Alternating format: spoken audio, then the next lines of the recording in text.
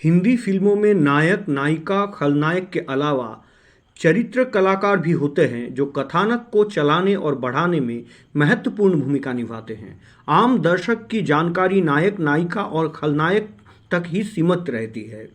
किताबों, अखबारों और फिल्म पत्रिकाओं में भी मूल रूप से अपना ध्यान इन्हीं पर केंद्रित किया जाता है। यही कारण है कि 200 से अधिक फिल्में कर लेने के बाद भी कैरेक्टर आर्टिस्ट गुमनामी की ज़िंदगी ही जीते हैं और गुमनामी ही दुनिया छोड़ जाते हैं। राजन हस्कर एक ऐसे ही चरित्र कलाकार थे। 70 और 80 के दशक की फिल्मों में बेहद सक्रिय रहे राजन हस्कर ने लगभग 50 वर्षों तक फिल्मों को अपनी सेवाएं दी। मूल रूप से कश्मीरी राजन हस्कर ने अपने करियर में पिता, चाचा, मछुआरे, ट्रस्टी, डॉक्टर, वकील, ग्रामीण ठाकुर तथा इंस्पेक्टर की कई भूमिकाएं अदा की, मगर उनकी असली पहचान सह खलनायक के रूप में ही स्थापित हुई। तस्कर, डाकू तथा अवैध शराब के दुकान के मालिक के रूप में इनके किरदार ही दर्शकों के जहन में बसे। आज़ादी के साल में आई फिल्म दो भाई से अपने फिल्मी जीवन की शुरुआत करते हुए राजन 90 के दशक तक फिल्मों में दिखे। 1997 में आई डिलेड रिलीज फिल्म आखिरी संघर्ष इनकी अंतिम प्रदर्शित फिल्म थी। फिर भी बंजारन और हीर रांझा में राजन छोटे मोटे रोल में नजर आए। वो अपने करियर के शिखर पर 70 से 80 के दशक में ही रहे, जब डकैतों, तस्करों, जुआड़ियों की भूमिका बहुतायत में लिखी गई। राजन हस्कर अपने मित्र चंद्रमोहन के सहयोग से शूटिंग के दौरान ही कैरेक्टर अभिनेत्री मनोरमा से संपर्क में आए और शादी कर ली। लगभग 20 साल तक विवाह में रहने के बाद राजन और मनोरमा दोनों अलग हो गए। दोनों की बेटी रीता हस्कर ने भी सन 70 के अंतिम सालों में कुछ फिल्मों में बतौर अभिनेत्री नजर आए। आशानुरूप सफलता ना मिलने के कारण उन्होंने विवाह के बाद फिल्में छोड़ दी।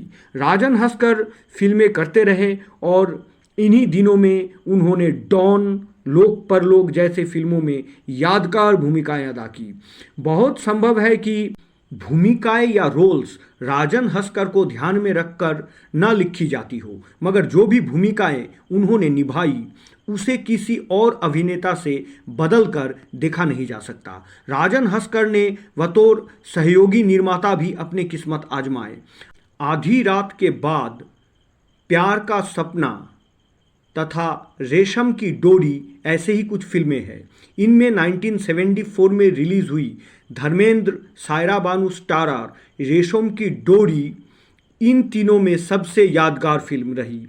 इस फिल्म के बाद राजन हस्कर ने किसी भी फिल्म का निर्माण या निर्देशना नहीं किया और अभिनय पर ही अपना ध्यान केंद्रित किया।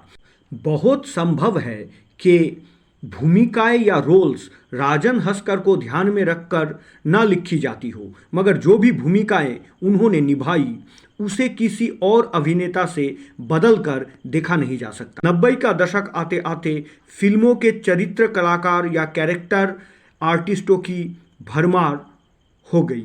धारावाहिकों के अदाकार फिल्मों के चरित्र भूमिकाओं में हावी हो गए। ऐतिहासिक कथानक वाली इक्का दुक्का फिल्मों में राजन दिखे, मगर फिर उम्र और सेहत के कारण से फिल्म से दूर होते चले गए। उनके मृत्यु के वर्ष का पता अनेक कोशिश करने के बाद भी नहीं चला।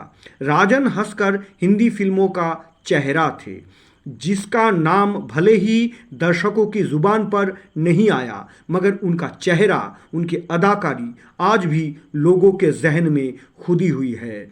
वो ईस्टमैन कलर सिनेमा के चेहरा थे और बोलती फिल्मों के इतिहास तक रहेंगे।